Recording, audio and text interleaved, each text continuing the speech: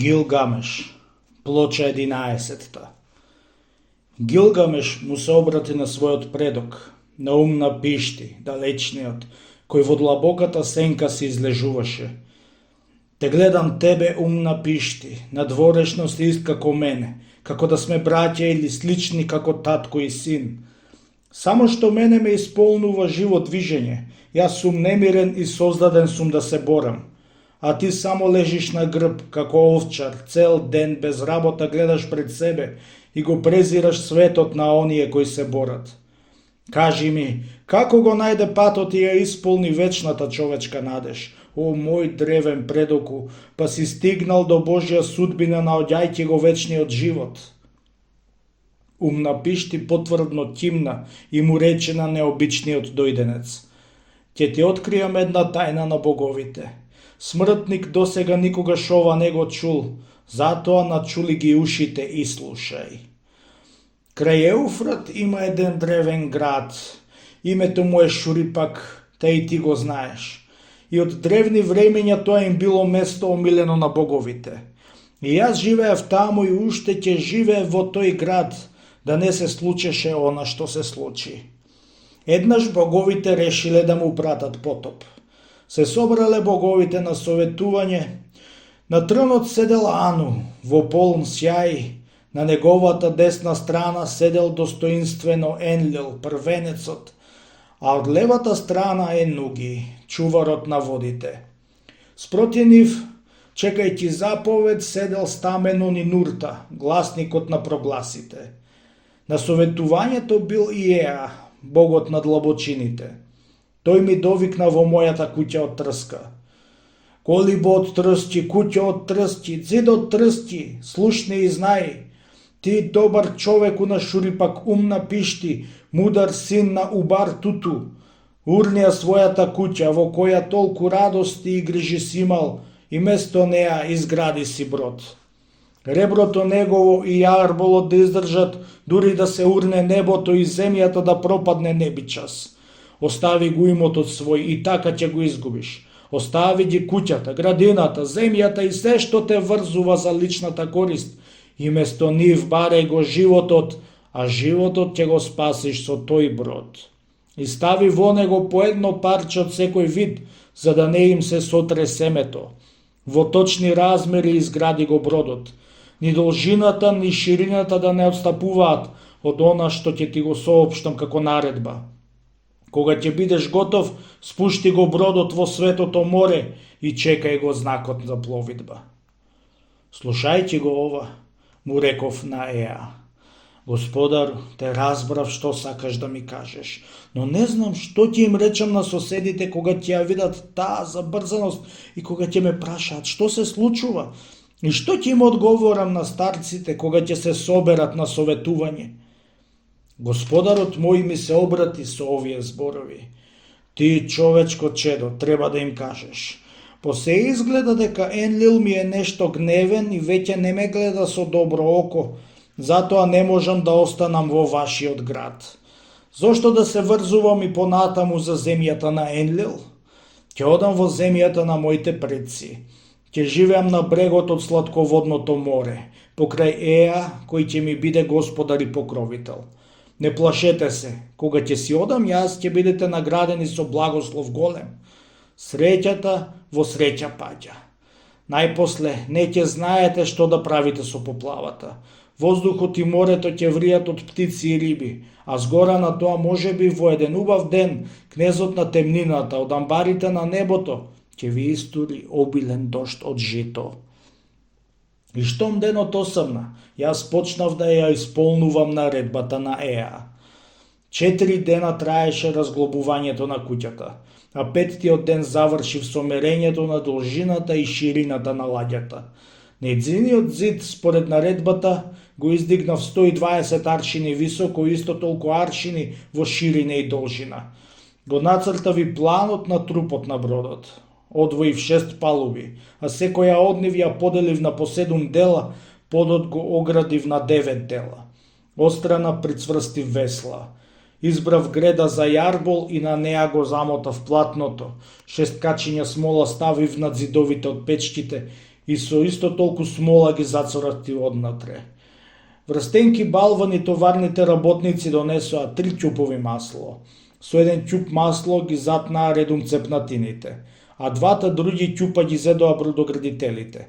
Не желев јастие, питие за оние на скелето. Жетте ја гасеа со сок од грозје, пиво и шира, а гладте ја смируваа со овци печени на ражен, со телиња или со разни птици. Со мед и вино ги славевме будењето и легнувањето. Живеевме како да е вечен празник. Ги отворив ковчезите со скапоценности и широкоградо допуштив секој слуга да буричне внатре. Најпосле, со многума истории, со јажиње и греди, ладјата ја спуштивме во водата и 2/3 навчас влезе во морето. Потоа грижливо собрав злато и сребро и животно семе од секој вид, па заедно со подвижниот тимот ги натоварив во бродот. Потоа и самиот јас со семејството и со блиската рода, како и со многу занаетчи и слуги, влеговме внатре. Водев сметка барем ниедна стока да не оставам. Преполнет беше бродот што го изградив. Во сенката на кафезот, кај што беше затворен еден крупен лав, едно јагне блееше, а бикот пушташе слинка. До него, со врзани нозе, јастреб пафташе со крилјата растревожено.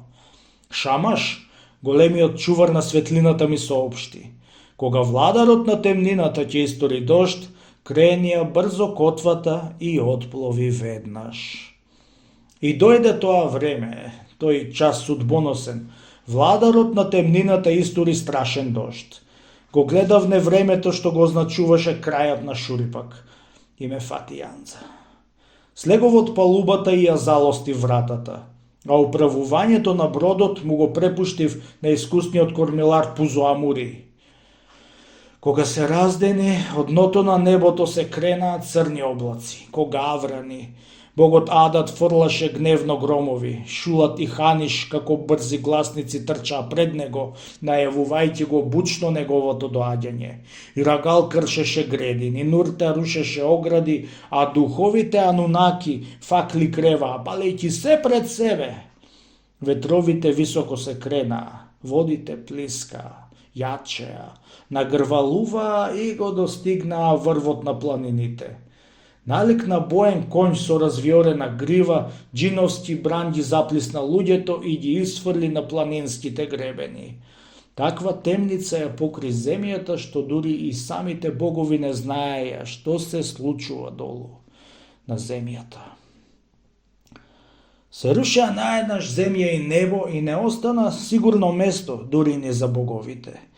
И тие исплашени од дивиот потоп се искачија во небото на Ану и се скукулија тресејќи се како пци.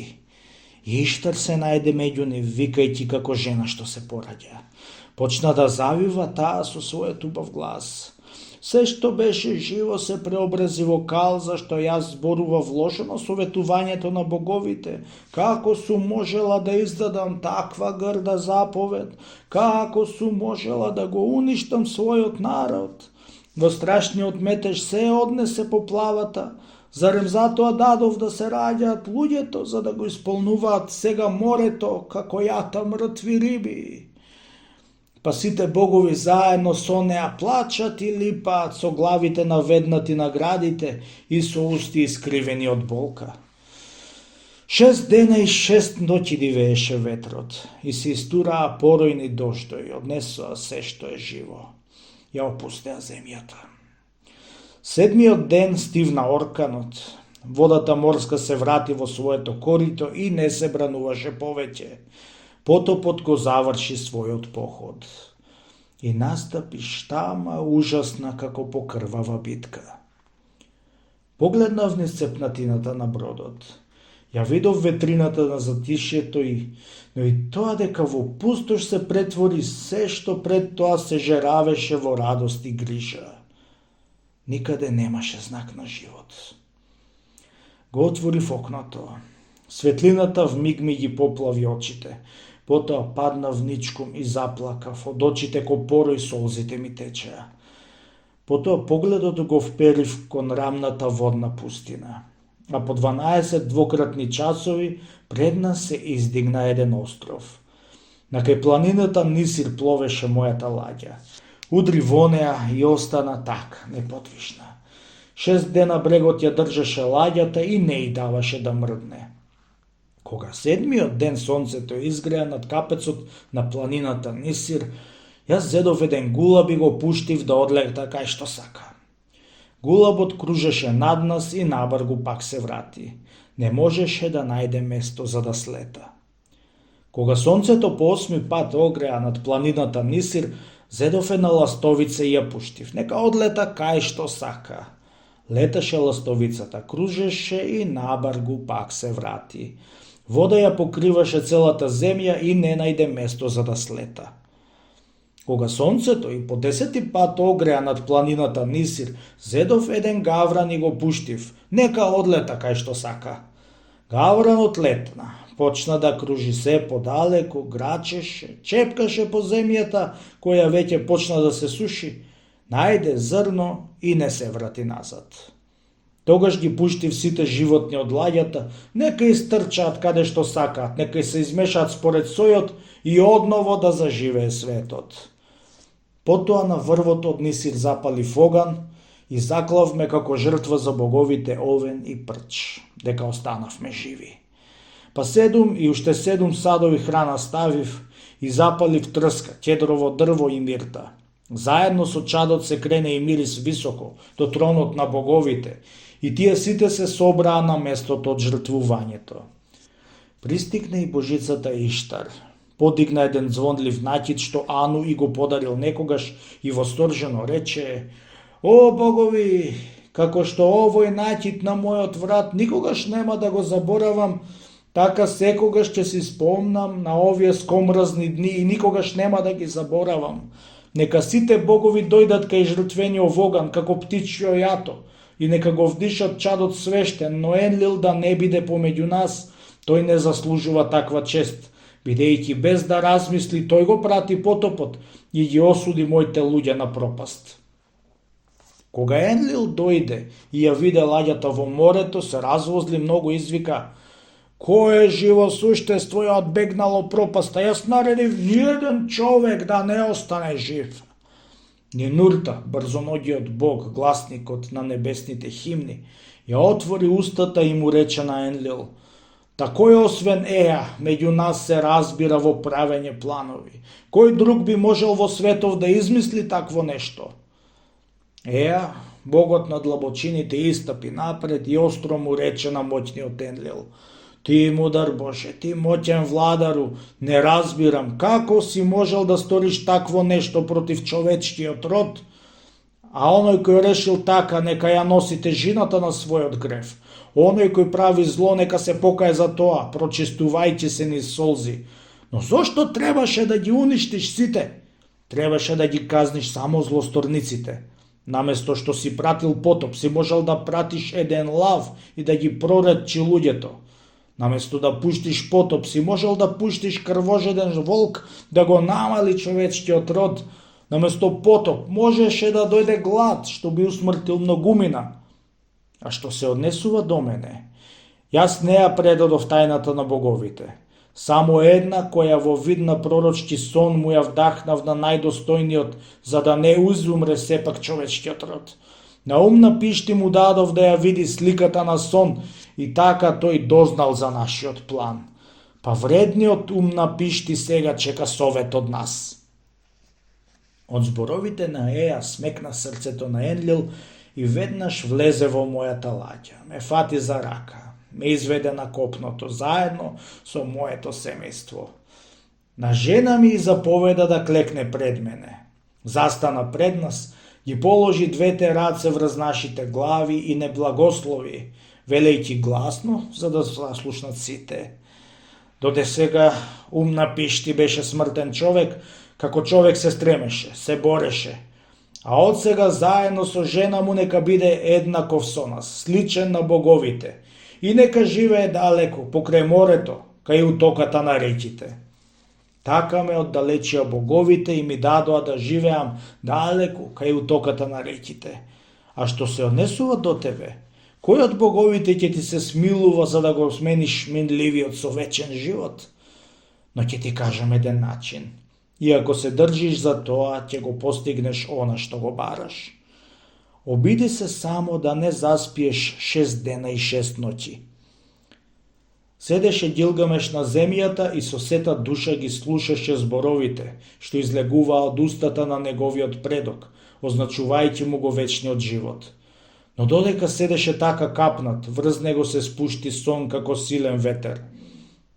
Умна пиште виде како главата на Гилгамеш се наведнува напред, а потем со целото тело, како вреќа, паѓа на земјата. Гледај го тогаш на својата жена и рече: гледај го силниот кој тргнал да бара вечен живот, а глеј како ветер сонот го совлада него. Жената со поглед грижен гледаше во дојденецот и молбено му рече на својот маж: добри го, нека се разбуди. Дозволи му нека се врати здрав кај своите од каде што дошол. Нека се врати назад низ затворената врата, која земјата на смртниците за секогаш ја крие пред нас. Нека се врати низ човечкиот пат што ќе го одведе во неговиот дом. Умна пишти, предокот на луѓето, совршениот умна пишти, вака и рече на својата загрижена жена: тебе кон слабост те мами човечката немоќ. Добро, испечи му лепчиња и стави му ги покрај главата. Тие нека го мерат времето што Гилгамеш во сон ќе го мине. Жена му на умна пишти измеси тесто и во фурната испече јадри лепчиња што ги стави редом покрај главата на Гилгамеш. Умна пишти му прозборе на заспаниот. Првото лепче се исушило, второто е спурено, третото е горчливо, четвртото е му влосано, петото лепче посивело, шестото од сонцето се скаменило, седмото лепче току-што е испечено. И тогаш Гилгамеш се разбуди. Од очите в час му одлета сонот. Се исправи издогледувајќи го оној кој живее далеко, својот предок умна пишти, вака извика: ме измами сонот и ненадено пак се разбудив. Умна пишти на јунакот му одговори: глеј, Гилгамеш, изброј ги лепчињата. Дивниот број ќе ти каже колку дена си спиел. Еве ги, на земи лежат. Првото лепче се исуши, второто е спурено, третото е горчливо, четвртото му влосано, петото лепче посивело, шестото од сонцето се скаменило, седмото лепче току-што е испечено. Па те допрев на рамото. Од очите твои в час одлета сонот, а лепчињата требаше да те држат буден. Ги слушна Гилгамеш овие зборои, а лицето и срцето му се стемнија. Што треба да правам сега, кажи, каде да избегам од тука? Сонот ме зграбчи како грабливец. Со мене станува и легнува. Во мојот сон седи смртта. Каде и да одам пред мене, оди и ме чека на аголот. Умна пишти му вели на Уршанаби, лагерот: Уршанаби, веќе да не те види мојов брег, во ниедно пристаниште да не стигнеш, тих залив да не те прима никогаш. Не смееш веќе да превезеш ни еден смртник, зашто брегот в час ќе го проголта. А човеков што си го довел ваму, чие тело го покриваат партали гнасни и чија убост ја обвиваат груби крзна, одведи го на местото за капење, кај плитакот, да се измие и изчисти, а своите груби кожинки нека ги фрли во морето, морската струја да ги однесе. Убоста на неговото тело нека светне, главата нека ја обвие во сошамија нова, и како што му доликува на јунак, во чиста руба облечи го да му ја покрие голотијата. И нека патува на кај дома, додека не стигне во својот град, облеката да не му се искине. Тамка врзне, а да не падне, да остане нова до крајот на патувањето. Тогаш Уршанаби го одведе на местото за капење, кај плитакот, каде што се изми и очисти, а своите груби кожинки во морето ги фрли редом и морската струја ги однесе сите. Неговото тело во убост цветна, главата ја обви со шамија нова и како што му доликува на јунак, во чиста облека се облече, да му ја покрие голотијата. Па додека патува на кај дома, додека не стигне во својот град, облеката да не му се искине, дамка врзне да не падне, да остане нова до крајот на неговото патување долго. Кога Гилгамеш и Уршанаби се качија на бродот и врз грбот од брановите морски се подалеку одминуваа, тогаш жената му рече на ум на Пишти, далечниот: со празни раце го пуштивме Гилгамеш, напразни беа неговите маки и страдања. Со празни раце се враќа во Урук кај своите. Зар да не однесе ништо што ќе им биде од корист на луѓето? Што ќе му дадеш за да стигне среќно во татковината? Ум на Пишти тогаш од своите дланки направи инка и извика по нив. А кога се вратија пак на брегот, вака му рече на Гилгамеш: со празни раце те пуштивме напад. Многу си страдал патувајќи и многу мачи си претрпел ти. Па што ако ти дадам за да стигнеш среќно во татковината? Ти откријам една тајна сега за чудотворната тревка. Нурни се во морската длабочина и барај под водата се додека не најдеш една тревка со остар врв. Слична е на трн што расте покрај пат или на вејка од ружа. Грабни ја смело со рацете, иако ти ги избоцка прстите. Стини ја, изџвакај ја и голтни ја. Таа е тревата на животот. Кога ќе ја изедеш, тогаш ќе ја најдеш вечната младост и вечниот живот. А и твоите, во утврдениот Урук, долго време ќе ги избегнуваат сите горчени на староста. Гилгамеш ги слушна тие зборови и пак тргна кон морската шир. А кога стигна до далечното сладководно море, тој тешки камења си врза цврсто на своите колкови и се нурна во водата. Тежината на камењата го повлекоа долу, во морското дно. Кога камењата го допреа дното, Гилгамеш ги отвори склопените очи. Во проникнатата ведрина на водата тој пипајќи наоколу бара. Плива, се извива во шумата на растенијата, подвиени од подводните струења. Најпосле ја догледа тревката на животот и без да се плаши од боцките на врапито ја кине од трнот. Тогаш зема нож и го пресекува јажето со кое ги беше врзал камењата на колковите. Водната струја го дигна на површината. Се качи во ладјата, а во раката ја држеше волшебната морска тревка. Гилгамеш, восхитено на ладјарот, му рече: Уршанаби, за оваа тревка ми зборуваше на збогување ум на Пишти, далечниот. Оваа трева ветува живот. Оној кој ќе касне од неа ќе остане млад, никогаш нема да остари. Деновите ќе му минуваат во радост. Ќе се подмладиш како тревка во името на ова волшебно растение, ќе го вкусам и нема да стареам. Ќе го однесам дома. Нека каснат од него мажите, жените, дечињата. Старост веќе да не ги мачи луѓето на утврдениот Урук.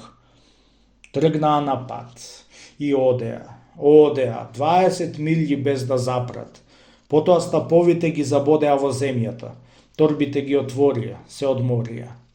Во рани зори, будејќи се на растојание од едно фрлање на камен, Гилгамеш забележа дупка во чија длабочина блескотеше прозирно чисто водно огледало. Неврапито фрлајќи облеката заедно со облеката своја, ја фрли тревката. Своето прашливо тело го нурна во ненадејната свежест на водата. И додека Гилгамеш се плискаше, една змија, надушувајќи го мирисот, долаза до тревката и вмиг ја грабна. По капењето Гилгамеш, стапнувајќи на брегот, веднаш посегна кон тревката, за да касне од неа и да го продолжи патот. Да ја однесе тревката во својот град и да им даде да вкусат и на граѓаните. Посегна кон тревката, но не ја најде. Пребледе Божиот човек, на лицето солзи му потекоа, заплака и гневно опцу се. Потоа му вели гласно на Уршанаби, на ладјарот: Уршанаби, зошто моеве раце се трудеа? Крвта моја зошто се пролеа? Ништо добро не направив за себе, ни за луѓето на Урук. Само на змијата зла што лази по земјава полна отрови направив добро. Веќе доста ми од секаква борба и од напор секаков. Ќе заминам од тука и ладјата ќе ја оставам на брегот. Тргнаа на пат и одеа 20 милји без да запрат. Потоа стаповите ги забодеа в земја. Торбите ги отворија, се одморија. На 30 милји ноќ ги фати, си легнаа да починат. Во рани зори будејќи се, со сонцето го продолжија патот и најпосле стигнаа во земјата на утврдениот град Урук. Застана Гилгамеш и погледна кон зидот, кај што веќе се пролеала толку поти крв и восторжено рече: Уршанаби, качи се на бедемот и оди под зидините на Урук и погледни внимателно од најдолната до најгорната тула. Ќе видиш дека од печена тула е изграден сиот зид. Моите 7 мудреци ги поставија темелите и погледни како сум ги поставил мазгалките и сводовите на кулите вишни, зашто мене нова грижа ми е враќањето, и јас кој веќе се раздадов, нови планови имам со зидинава.